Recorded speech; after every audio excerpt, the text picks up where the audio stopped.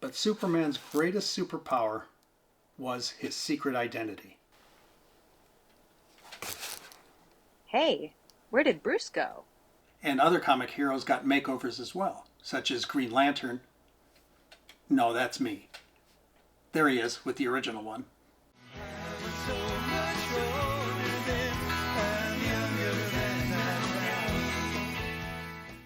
Hi everybody, welcome back to the channel. It's that retired guy who's lived through the 60s twice and is still having fun.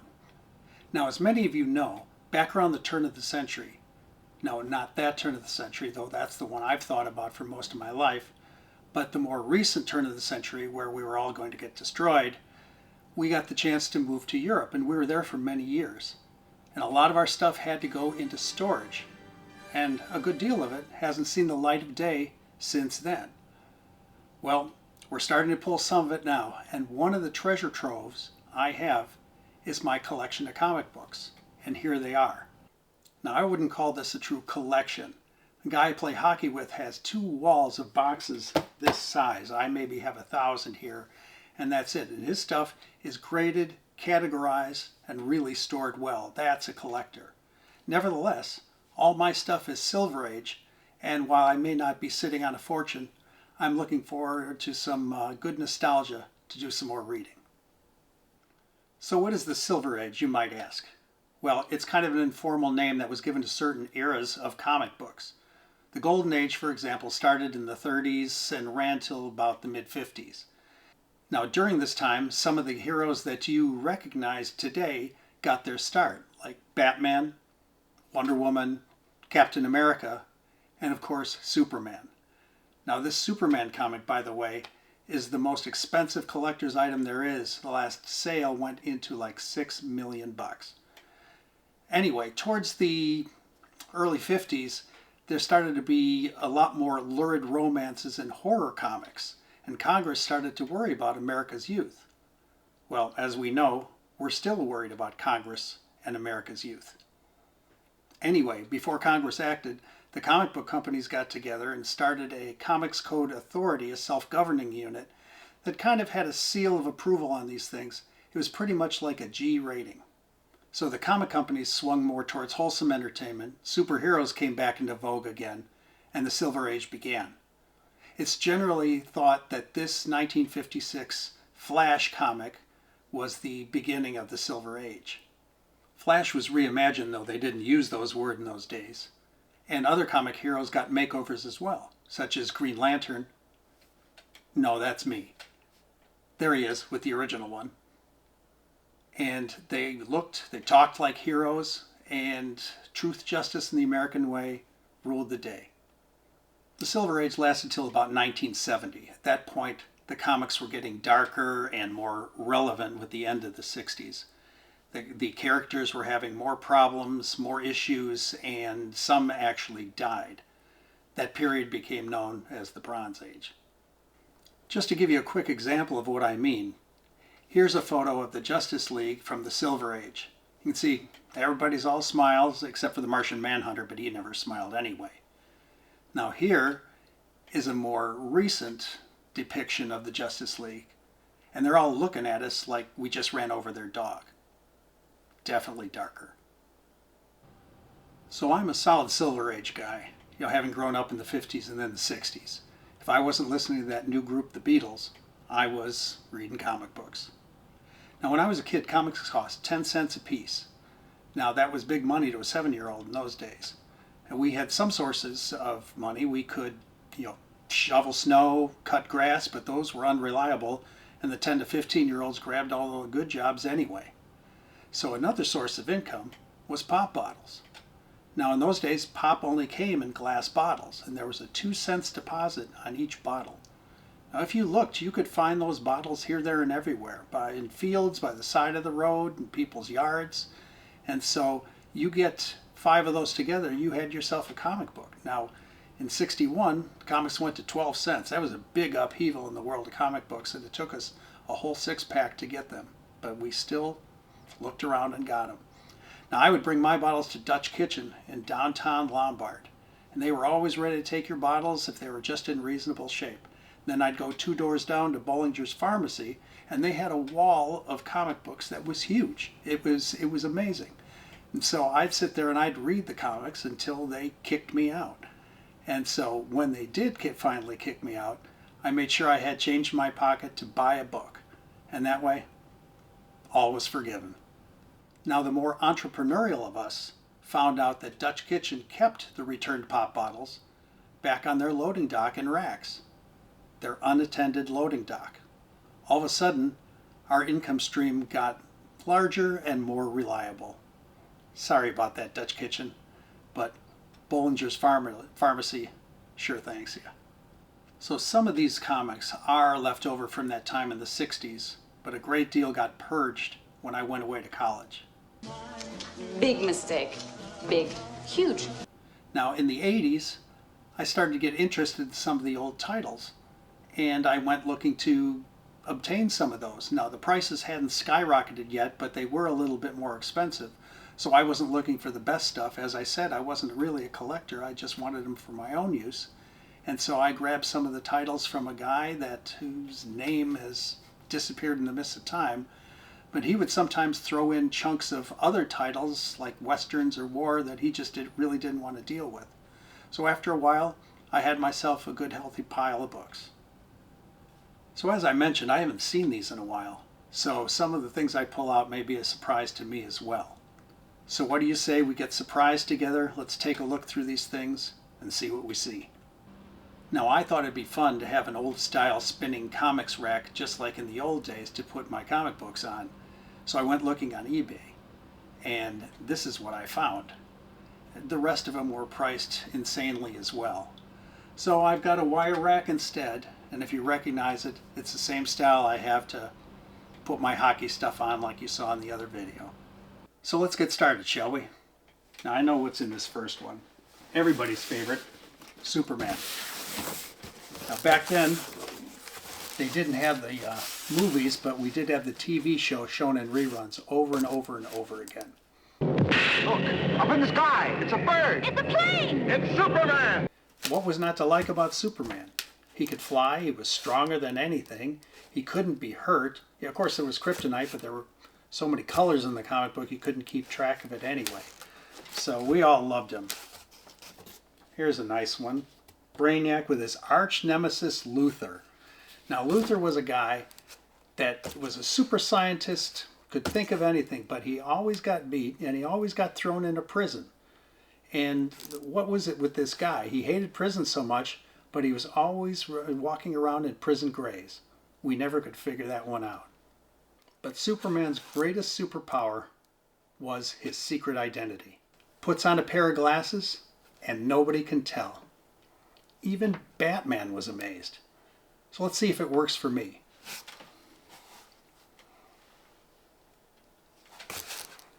Hey, where did Bruce go? Will he be back to finish the video? Guess it works. Anyway, it looks like I've got about 25 Supermans. I've got some good ones here. Got a Bizarro early on. I've got Superman getting amnesia and forgetting who he is. Amnesia was a big thing back in those days. I think that was before concussion protocols. Anyway, I've got about 50 action comics, and action comics were still Superman, but they often had a Supergirl in the back as another story. That was where she got introduced until she got her own title. So action comics were a good source of Superman as well, and not as expensive, but stories to me seem the same. Another thing I've got is a bunch of Superboys. Now, we all remember Superboy from the TV show Smallville, but the one thing about this Superboy is that, you know, he went to class, had the usual things going on, and nobody ever went down to the pond to make out by the side of it or anything like that. It was real straight-laced stuff. But the thing I liked most about it is that he would go to the 31st century to deal with the Legion of Superheroes. And I like the Legion as well. I've got some of those. So that's my Superman Action and Superboy collection. Let's open up a big box now. This has some familiar characters in it as well. First of all, Lois Lane, Superman's girlfriend, who's shown flagellating him on the cover here. Anyway, Lois was in love with Superman, of course, but she was also trying to expose his secret identity all the time. That sounds like a real love-hate thing. But the one thing about Lois is that later in the run, at the late 60s, she did get a better haircut. Unfortunately, she was a horse. 60s were wild, I gotta tell you. Okay, next we have some Jimmy Olsens in here. Now remember, Jimmy Olsen was Superman's pal.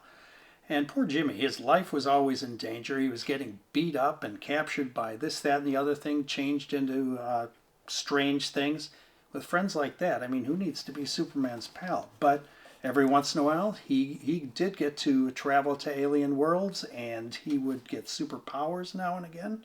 And in this one, he gets to dance with Superman, doing the bouncier than the Beatles, more electrifying than Elvis, doing the Krypton crawl. Boy, you can't beat that for entertainment, eh? Okay, so the next thing we've got in the box is Adventure Comics.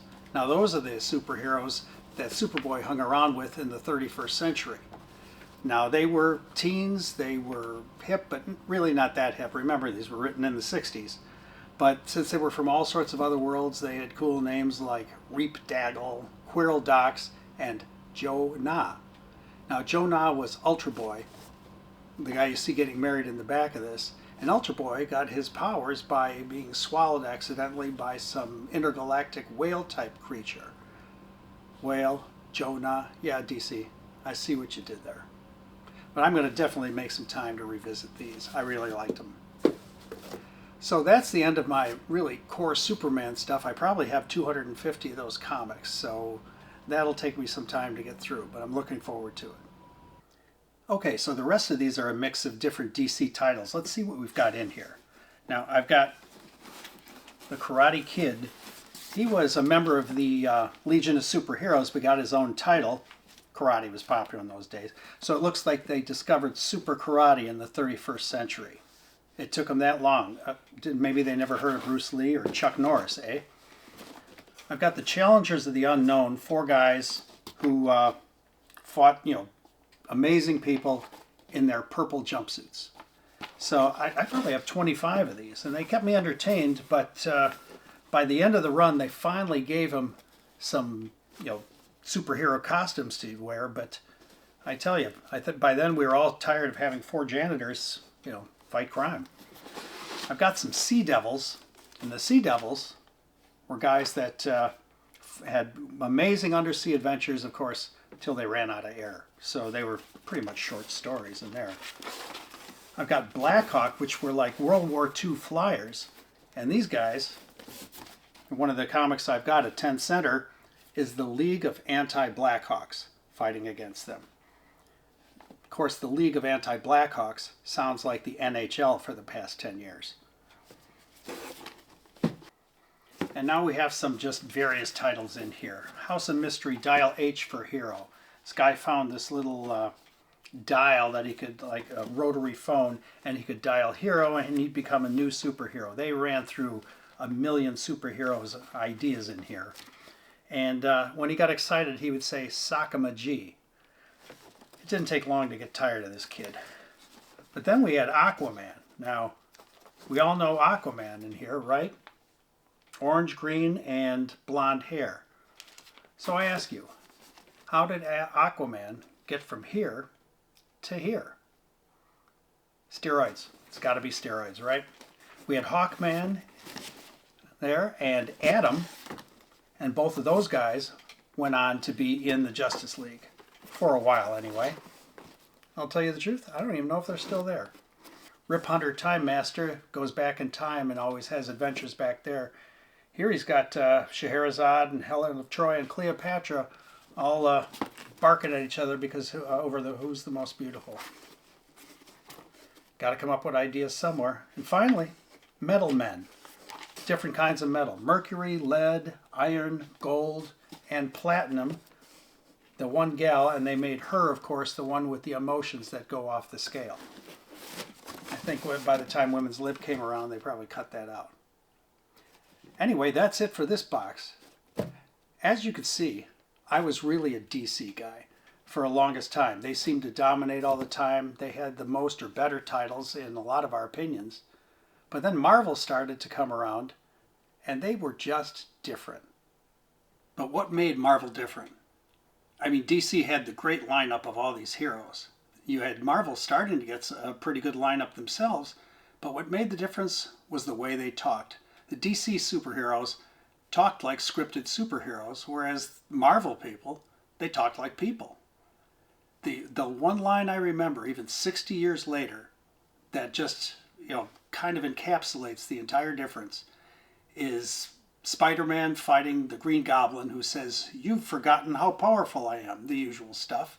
And Spider-Man says, "And I've also forgotten what a full-time economy-sized cornball you really are." Now, can you picture Superman, Batman, any of those guys saying that? No, you can't. That certainly made an impression on all of us. They talked like we called each other cornballs. And then you had Thor. He's a god of Asgard. He's fighting Hyde and Cobra. He captures Cobra, and he tells him that you would neither have the wit nor the cunning for true arch villainy. I mean, who writes lines like that? Well, Stan Lee. That's who. Now, you all know Stan Lee.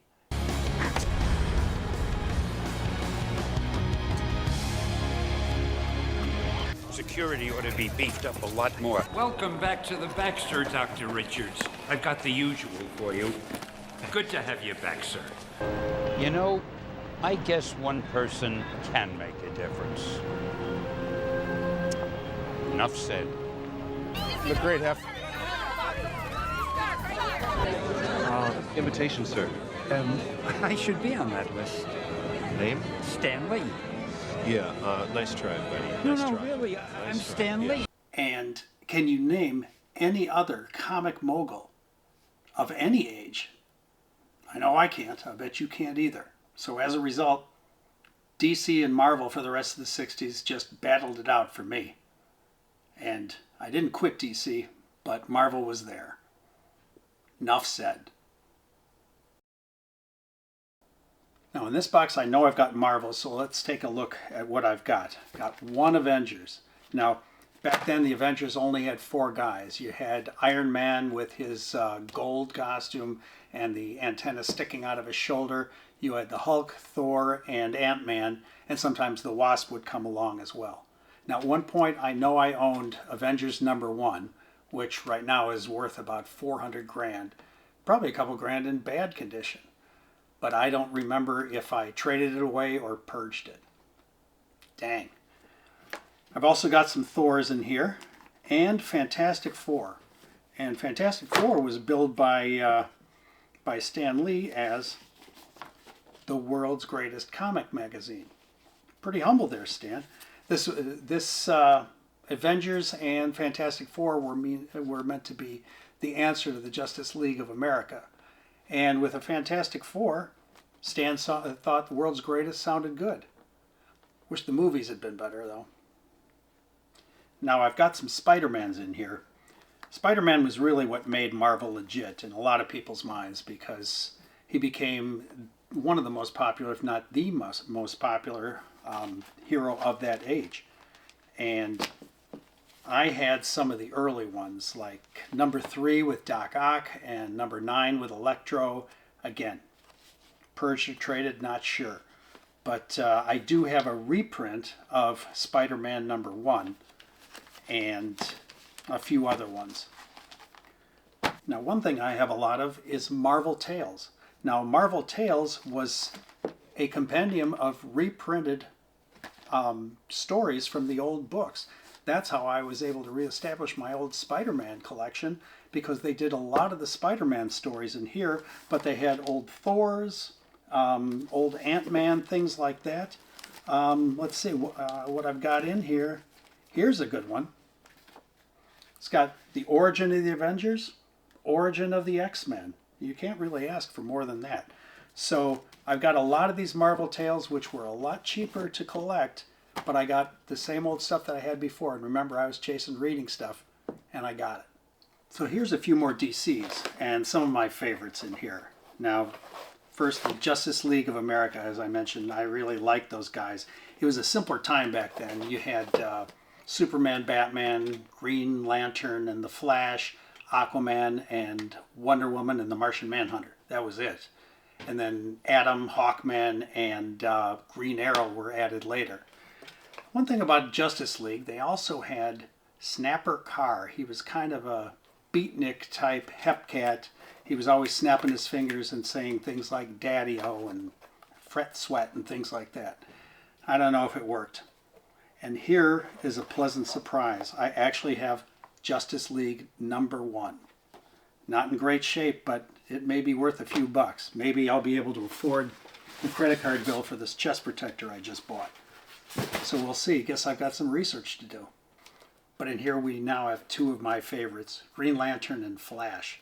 My son even liked those back in the day when he got to read them.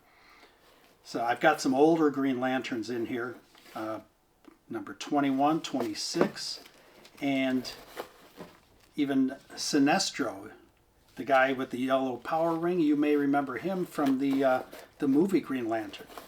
You probably don't because nobody saw that movie. In any case, they're just like normal superheroes where they beat the bad guy but don't kill him. But remember, Green Lantern almost killed Ryan Reynolds' career. And speaking of the Flash, the TV show in the 90s almost killed the Flash. But because the guy playing was such a schlump when it came to the girl he supposedly had a crush on. They've done a lot better these days with both of these guys. The special effects obviously are better. The characters are better and, talk a little bit more snappy. So they're fun to watch. But I tell you, I really enjoyed these and I am looking forward to going back in there. This is a nice surprise.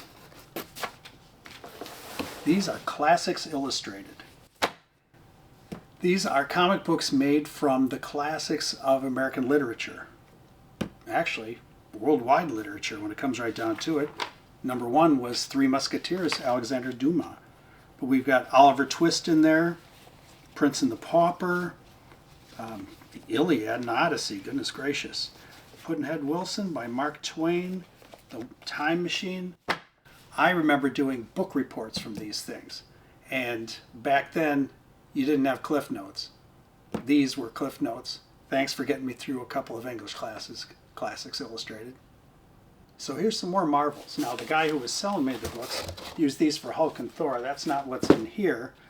Looks like we've got some Daredevils in here, but for me, I was never a fan. But here's my treasure trove. Sergeant Fury and his Howling Commandos. Now, these were World War II guys. And remember, World War II had ended just 15 years before. So the war stories were still hot reading, and they were all in the movies as well. And these guys, you got to know them. And of course, being Marvel characters, they talked like what you'd expect real people. Now, we all know what Nick Fury looks like, right? Just like that. Well, maybe he's changed. He lost an eye, and then he got promoted to the colonel of S.H.I.E.L.D. And then he got promoted to be Samuel L. Jackson. So, good for him. I'll bet you it was steroids. Again. So I have a whole bunch of Sergeant Furies. I probably have a couple afternoons I can devote to revisiting these. I'm looking forward to it. Now the rest of these are all, looks like Marvel Westerns. You've got Kid Colt, Outlaw, and lots of those. Juice.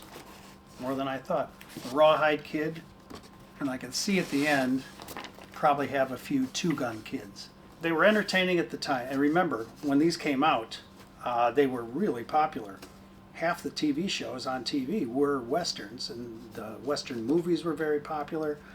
But after a while, I don't think I'm going to be hanging on to these. They may be the first to go.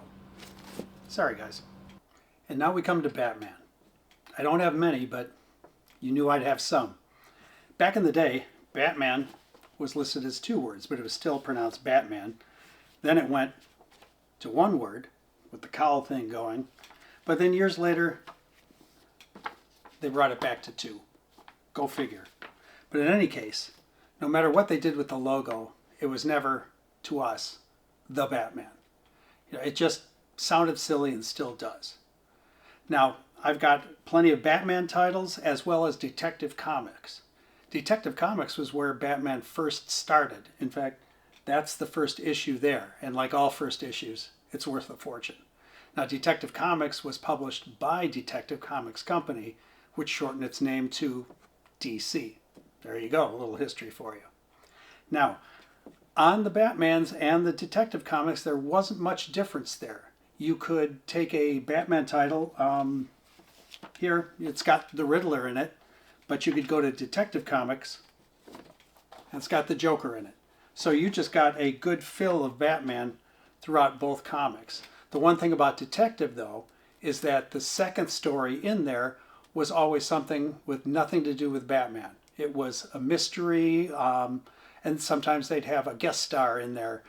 Elongated Man was one of the frequent guest stars there. He was a super stretchy guy, kind of like Reed Richards in the Fantastic Four. Actually, he came first. Comic companies sharing ideas, say it isn't so. Anyway, you've seen a little bit more of a comeback with an Elongated Man, I think, in the recent Flash shows. Relax, rookie. I've seen a lot of thugs. This guy's no shooter. Oh, my leg! In any case, I really enjoyed my Batmans, and I'm looking forward to digging back into them. And in case I don't get enough Batman, I do have about 50 copies of World's Finest, which was the team-up of Batman and Superman. Now, sometimes they'd be teaming up, sometimes they'd be battling each other. They could throw in Luthor, they could throw in the Joker. Robin was sometimes there, but not all the time.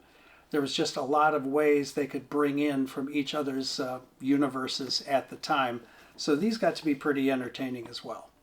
Okay, here's the last box of comics. First one in here is just one from the mid-60s, The Phantom. The reason I have this is that the Phantom is the very first costume hero of all time. He wasn't a superhero, but he lived in Africa, and his descendants as well would take over, and he became known as the Ghost Who Walks. You figure somewhere along the line, one of the kids would say, "This is nuts, I'm getting out of here," and move to the city. A bad movie a few years back as well. What else we have in here is GI Combat, featuring the Haunted Tank. So in GI Combat, the tank commander Jeb Stuart was the grandson of Jeb Stuart, the general from the Civil War. And so the general would appear to him and they would talk, and the guys in his tank would listen in. They thought he was nuts. You think somewhere along the way they would have reported him. But one thing they did have in here was Our Army at War, featuring Sergeant Rock. Now, Sergeant Rock was DC's version of Sergeant Fury in the Howling Commandos. In fact, Sergeant Rock had been around many years before Sergeant Fury. Again, I'm sure he inspired Sergeant Fury in the Howling Commandos. Instead of the Howling Commandos, Sergeant Rock had his Combat Happy Joes of Easy Company. Remember, nothing is easy in Easy. And that is all the comic books I have. But wait, we've got a bonus box here. This is Playboy's Little Annie Fannie. This was in Playboy for like 20 years. It was created by Harvey Kurtzman and Will Elder, which is the same guys that created Mad. Go figure. This was kind of a racy take on Little Orphan Annie. Though, as you can see, it was actually quite different. Next, I've got a few copies of National Lampoon magazine. Now, for those of you who have seen like National Lampoon's Animal House, Vacation, and so on and so forth, this is where that all started, if you're not familiar.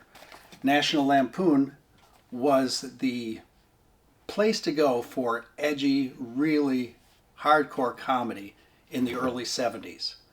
This cover, by the way, is still considered one of the top covers of all time in any sort of print media, even beating Her out. Now, National Lampoon was Mad Magazine for grown-ups, as you would have seen in their Mad Magazine parody. A little example is shown here. You can see there's quite a big difference between the two. Now, National Lampoon was the place to go for irreverent hardcore comedy in the early 70s. But in 1975, a little show named Saturday Night Live came along. And comedy writers that did the magazines and such ditched that medium to go to radio and TV. And the magazine pretty much went downhill after that. I wish I'd saved more of them. Now the rest of these in here are apparently Mad magazines from the 70s. I don't even remember buying these things. I don't know how we got them. But Mad magazine, even though it wasn't irreverent, it was usually good for a chuckle. So that's it for the video. Thanks for helping me discover some 60s nostalgia that I can enjoy in my 70s. So if you liked the video and maybe found some of the comics interesting or just jog a few memories from the past, give me a like, I'd appreciate it. And make sure you share it with anybody else that might be interested.